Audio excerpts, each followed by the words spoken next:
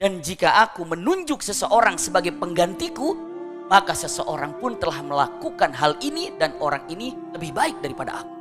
Jadi pahami ini ya. Kalau aku biarkan saja aku wafat tanpa menunjuk siapa penggantiku, seseorang telah terjadi dan telah melakukan hal ini dan orang ini lebih baik daripada aku. Siapa? Rasulullah SAW.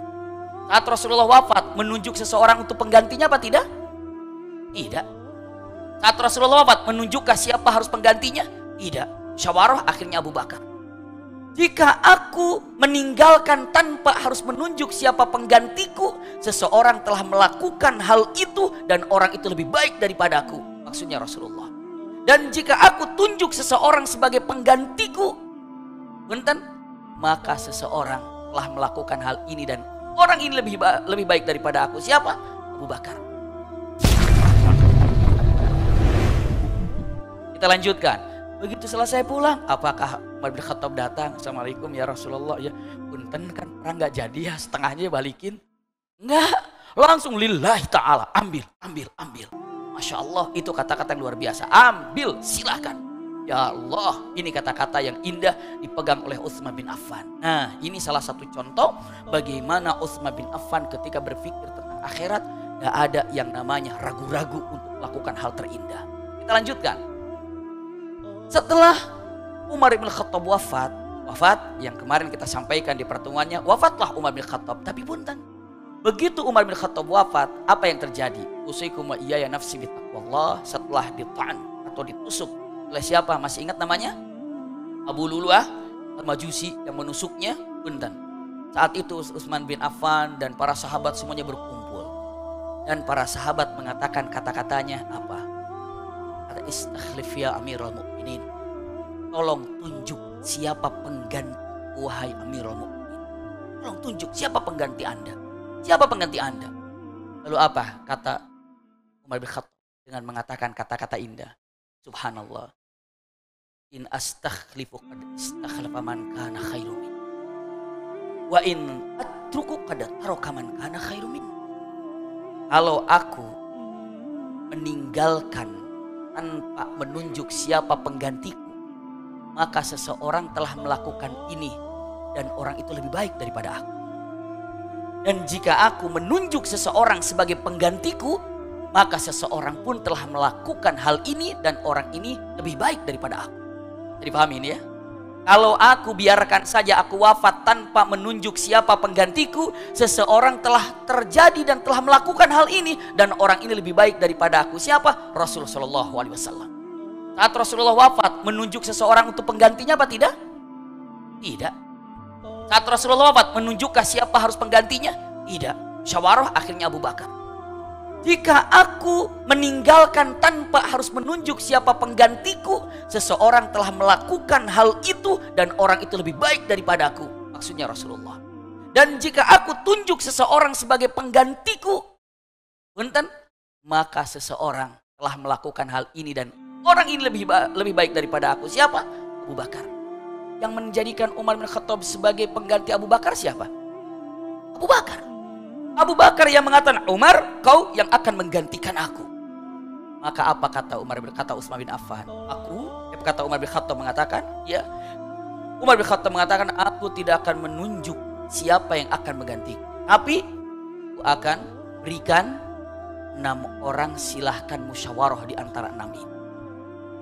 Kata Umar bin Khattab. Satu, Utsman bin Affan, silahkan. Atau Ali bin Abi Thalib, atau Abdurrahman bin Auf, Talha bin Ubaidillah, atau Zubair ibn Awam, atau Sa'ad bin Abi Waqqas. Ini 6 ini. 6. Aku ridha. Nanti setelah aku wafat, salah satu di antara 6 ini jadikanlah Amirul Mukminin. Silahkan musyawarah 6 orang ini. Subhanallah. Utsman bin Affan, Ali bin Abi Thalib, Abdurrahman bin Auf, siapa lagi? Talha bin Ubaidillah, Zubair bin Awam, Sa'ad bin Abi Waqqas. 6 orang. Ibu bapak tahu? Langsung Talha bin Ubaidillah mengatakan, saya gak mau jadi pemimpin, saya gak mau jadi Amirul Mukminin, namun hakku ini aku serahkan ke Utsman. kalau dikatakan suaraku untuk Utsman. Kata siapa? Talha.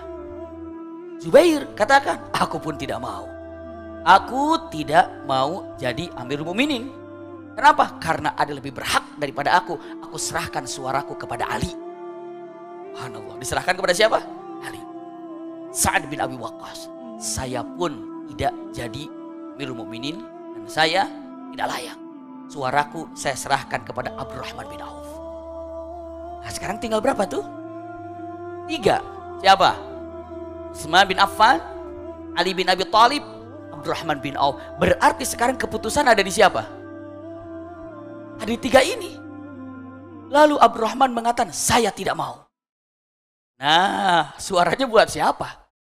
Kalau kepada Ali bin Abi Thalib berarti siapa yang akan jadi? Ali. Kalau suaranya diserahkan kepada Utsman bin Affan berarti akan jadi Utsman bin Affan. Apa kata Abdurrahman bin Auf? Saya tidak tidur berhari-hari. Memikirkan siapa ini, siapa ini, siapa ini. Punten, apa yang dilakukan? Maka tidak ada satupun rumah yang ada di kota Madinah kecuali aku ketuk pintunya. Saya datangi per rumah dengan matan assalamualaikum, assalamualaikum. Sampai tanya, menurutmu bagaimana tentang Utsman atau Ali? Utsman atau Ali? Subhanallah, sangat rumit sekali.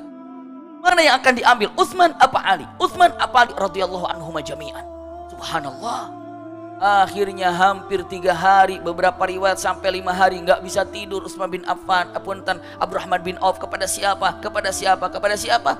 Dan akhirnya punten Abdurrahman bin Auf menunjuk kepada siapa? Utsman bin Affan. Maka jadilah Utsman bin Affan. Dan ini setelah bermusyawarah didatangi setiap rumah satu persatu, datanglah kepada siapa? Utsman bin Affan. Dan diserahkannya oleh Abdurrahman bin Auf kepada Utsman bin Affan. Jadilah Utsman bin Affan ini menjadi punten Amirul Mukminin. Subhanallah. Ini kisah singkat terjadinya Utsman bin Affan jadi Amirul Mukminin. Yang 6 ini adalah Asyarul Mubasysyirin bil Jannah. 6 ini. Coba cek, tadi saya katakan Utsman bin Affan, ya. Kita hitung dengan yang 6 dulu. Yang Utsman bin Affan, ya. Ali bin Abi Thalib, iya. Abdurrahman bin Auf, iya. Talha bin Ubaidillah, iya. Zubair bin Awam, iya. Sa'ad bin Abi Waqqas, iya. Tinggal berapa? 4. Abu Bakar As-Siddiq. Subhanallah. Siapa lagi? Umar ibn Khattab. Tinggal 2. Siapa? Abu Ubaidah bin Jarrah. Sudah wafat Abu Ubaidah bin Jarrah. Ketika ibu bapak nanya, kenapa cuma 6? Abu Ubaidah bin Jarrah mana? Nggak dicalonkan. Sudah wafat Abu Ubaidah bin Jarrah. Satu lagi, Sa'id bin Zaid. Masih ada Sa'id bin Zaid. Mungkin ikhwah-ikhwat nanya mengatakan, kenapa Sa'id bin Zaid tidak dijadikan sebagai calon yang ke-7 atau ke-6? Umar bin Khattab tidak menjadikannya. Kenapa? Karena Sa'id bin Zaid adalah adik iparnya. Jadi pahami ya? Karena Sa'id bin Zaid adik iparnya. Kenapa? Takut dengan mata. Demi menghargai Umar, kita pilih saja. Siapa? Adik iparnya.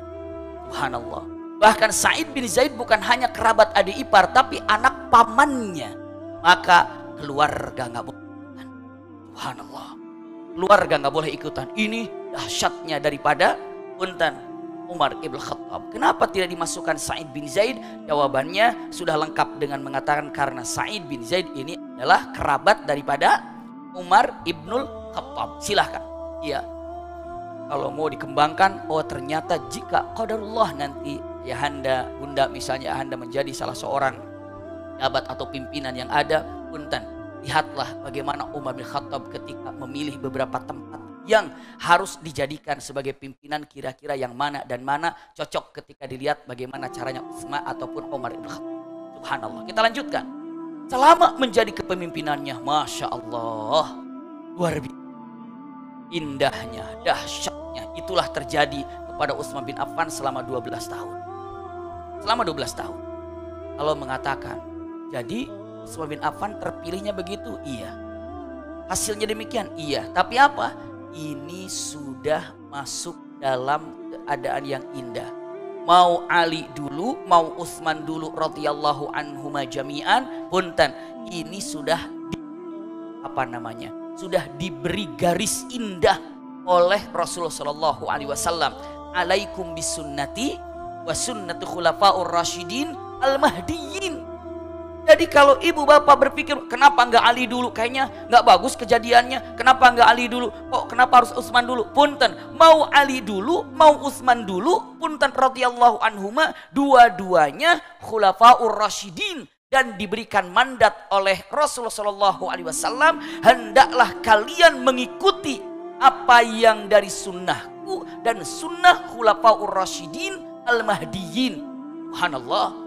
Jadi punten, kalau kita mendengar kata-kata bid'ah, kata-kata bid'ah ini artinya sesuatu masalah ibadah yang tidak ada di zaman Rasul dan tidak ada di zaman sahabat yang 4. Ingat itu ya.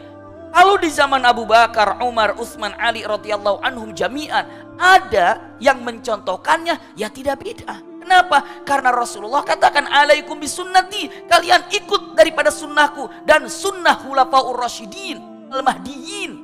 Itu dia.